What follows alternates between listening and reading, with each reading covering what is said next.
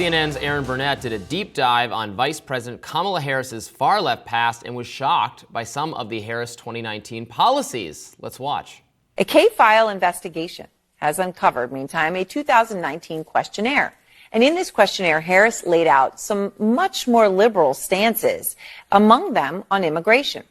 So in 2019, in what K-file found, she said she would cut funding to ICE, writing, quote, "Our immigrant detention system is out of control, and I believe we must end the unfair incarceration of thousands of individuals, families, and children. I was one of the first senators after President Trump was elected to advocate for a decrease in funding to ICE." Well, now, of course, she's touting the Biden administration's executive order to crack down on the border. Doesn't end there. CNN also uncovered Harris supporting providing gender transition surgery to detain migrants if they want it, among other policies. Let's watch.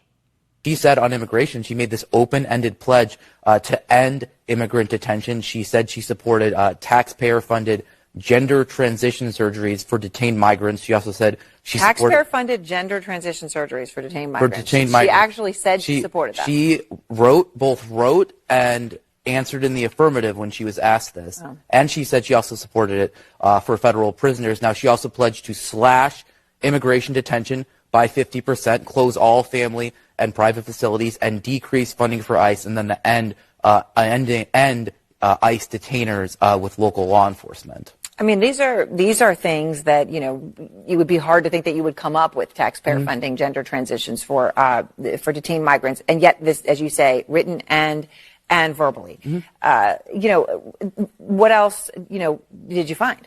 Well, let's take a look at her answer here on drugs. She got asked about, the question from the ACLU was, since drug use is better addressed as a public health issue through treatment and other programming, will you support the decriminalization at the federal level of all drug possession for personal use? And Harris answers yes. Now, the Harris campaign responded to CNN, writing, quote, "The vice president's position has been shaped by 3 years of effective governance.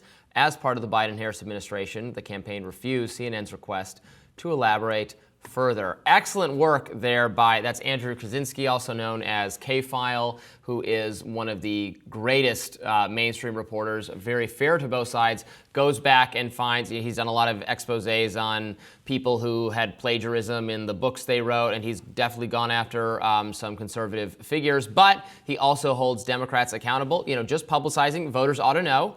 You can agree with it or disagree with it, but Kamala Harris answered an ACLU survey indicating wanted to decrease ICE's funding, wanted much fewer detentions of illegal migrants, and publicly funded gender transition surgeries for the illegal immigrants who want them.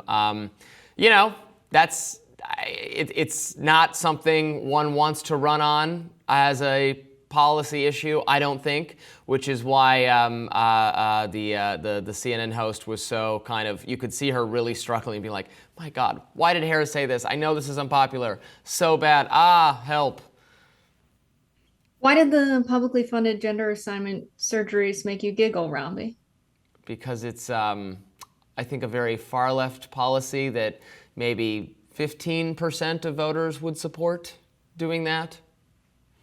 Right. Yeah. I think it's true that the average voter may not be aware that when someone is detained in the United States is responsible for their health care. That includes mental health care in a lot of cases in America's prisons, except, you know, ICE doesn't deal with the prison system. It's housed within the Department of Homeland Security. So if you get into the weeds of how horrible the bureaucracy is, you know, ICE is responsible for the targeted detainment of people who are migrants, specifically prosecuting migrants, separating families. They've been found to be responsible for horrible conditions in their detainment centers. Human rights violations have been investigated there.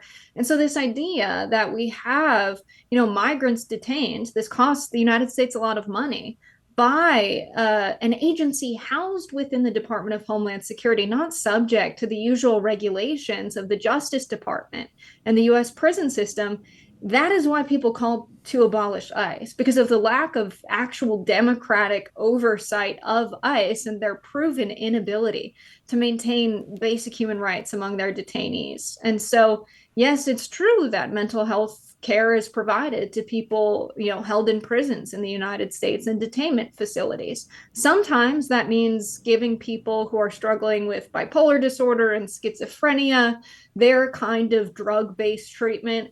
It also involves people struggling with depression as a result of gender dysphoria, potentially, affirming care, which could mean hormone treatment. It could mean gender assignment surgeries. And so maybe the solution would be we don't have so many people detained in the United States, and therefore the United States is not responsible for their health care. Sure. Look, I don't want to waste a lot of public resources unnecessarily jailing or detaining a huge number of illegal people, because that is wasting resources. Look, I want to sort out the immigration process so this doesn't happen, so that we can have people come into the country legally and then work and have all the benefits of being here and not being under threat of detainment for any reason. People should just be able to come here and be vetted and make sure you have no criminal or terrorist associations, and then you can come in and contribute to America, and that's fine. That way we wouldn't have people streaming in illegally, ending up in places where they have to be detained. Detained if they commit crimes, certainly, then they should be detained just like anyone else. Yes, of course, the prison system is responsible for providing medical care to the prisoners, but I am certain that a lot of not just conservative Americans, but Americans in general will not love the idea of funding something like gender transition treatment, something that they probably don't even think, I mean, some conservatives don't even think should be legal, let alone subsidized publicly. I'm all for letting people make whatever choices they want. I generally don't want to make other people pay for it. Of course, the healthcare system is a little more complicated than that, because that's how an insurance pool works, is that everyone's paying in and then people get to take out when it's medically necessary, and then we argue over what's medically necessary. And on and on and on. But turning back to this clip and the good work there that CNN did, I think it always goes to show you, why as for the conservative criticism of mainstream media, which is very well deserved, and I also bash mainstream media all the time, but here's CNN finding what is some really interesting dirt on Kamala. And, what are reporters at conservative media outlets doing? When this stuff is available, do the work. You can dig this up. And it's still being left to, again, people who do a really good and fair job to both sides, like K-File. Yeah, I think there's a lot of policies that were maybe overlooked there that are extremely popular that Kamala supported that, she doesn't this time around. Probably because they're pandering towards the middle. They're pandering towards these conservatives that are defected from the Republican Party because they could never vote for Trump. These never Trump voters seem to be a base that the Harris campaign really wants to get. And so Kamala Harris spoke about banning fracking in 2019. Now she talks about a slower transition towards being more sustainable when it comes to energy sources. She spoke about what healthcare would look like. At one point, she supported Medicare for all. And so this idea that, she supported popular policies that are progressive in 2019 that she doesn't anymore, I think warrants some more attention. What is the new solution to ensure Americans have healthcare that is either free or affordable? That is healthcare that they fund through every day working in the United States of America and bolstering up an economy and ensuring our public revenue can be well spent on things people actually want, like healthcare and good education. I think she really should revive some of those campaign promises that are actually overwhelmingly popular. And we're speaking to Glenn Greenwald on the show today.